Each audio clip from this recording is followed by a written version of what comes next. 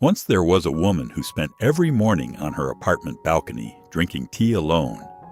She always sat in the same woven cane chair, facing the same gray apartment building across the street. She rarely looked anywhere else.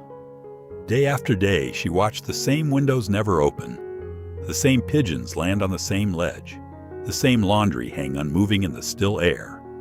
It was easy. It was quiet. And without realizing it, she had been staring at a wall of brick, not the horizon.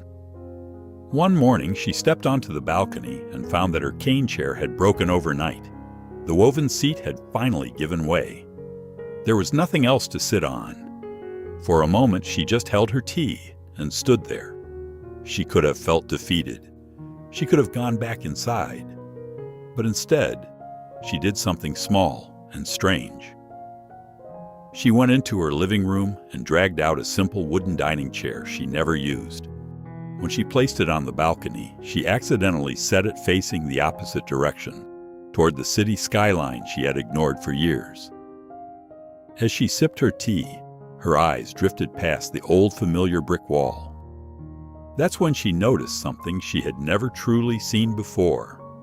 A line of soft golden treetops rising behind the far buildings, catching the sunrise like a quiet invitation. From that new angle, she realized something painful and beautiful at the same time. Her entire life on that balcony had been spent facing a wall, and behind her, every single morning, the whole city had been waking up in gold and pink. Curious, the woman picked up her wooden chair and carried it downstairs to the street. She walked 3 blocks to a small public garden she had never entered. When she sat there, the world opened up. The air smelled like wet earth and jasmine. A blackbird sang from a low branch. For the first time in 20 years, she felt like a guest in a beautiful country she had forgotten existed. That small decision changed her life. She understood that she no longer needed to wait for invitations. She didn't need a perfect balcony. She didn't need the same broken chair. All she needed was the willingness to turn around and walk.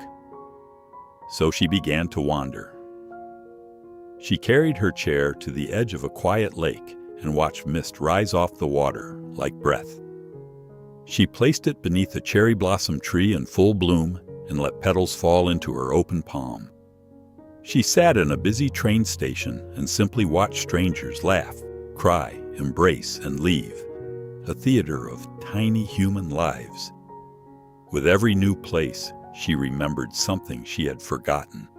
Staying in one safe spot may feel like peace, but peace without motion becomes a slow erasure.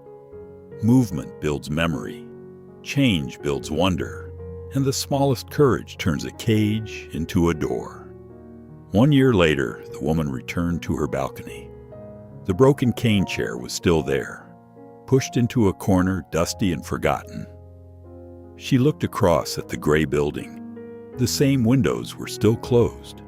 The same ledge held the same pigeons. She didn't sit on the balcony. Instead, she gently placed a small flowering plant in a clay pot where her chair used to stand. It was not a criticism, not a lecture, just a quiet reminder for herself. Something beautiful can grow where a routine died. Then she picked up her wooden chair, smiled to herself, and walked back down the stairs, toward a city she was still learning to love. Most people spend years facing a wall and call it safety. They sit where they have always sat, watching the same unmoving brick, convincing themselves that comfort is the same as happiness.